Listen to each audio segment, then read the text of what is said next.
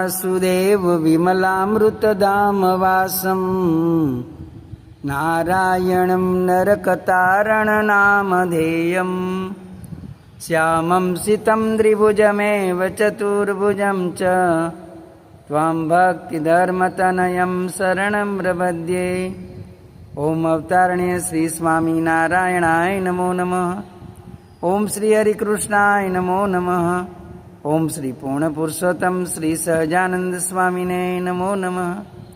સ્વામિનારાયણ હરે સંવત 1873 માગસર સુધી 9મીને દિવસ શ્રીજી મહારાજ શ્રી ગરડા મધ્યે દાદા ખચ્ચરના દરબારમાં વિરાજમાન હતા અને સર્વ શ્વેત વસ્ત્ર ધારણ કર્યા હતા અને પોતાના મુખારવિંદની આગળ મુનિ તથા દેશ દેશના હરિભક્તની સભા ભરાઈને બેઠી હતી।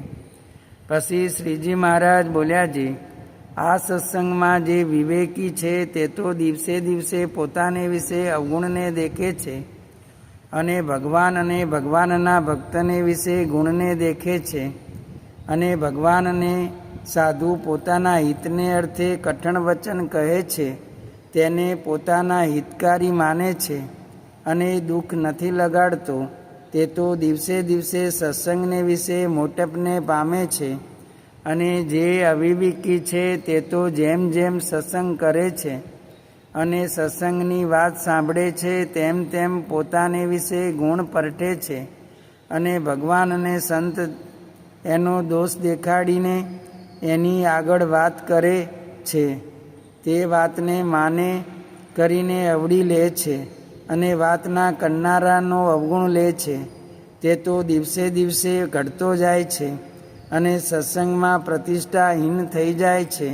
માટે પોતાને વિશે જે ગુણનું માન તેનો ત્યાગ કરીને શૂરવીર થઈને ભગવાન અને ભગવાનના સંતને વિશે વિશ્વાસ રાખે તો એનો અવિવેક ટળી જાય છે અને સત્સંગમાં મોટપને પામે છે। ઇતિ વચનામૃત ગરડા પ્રથમ પ્રકરણનું 6ઠું થયું।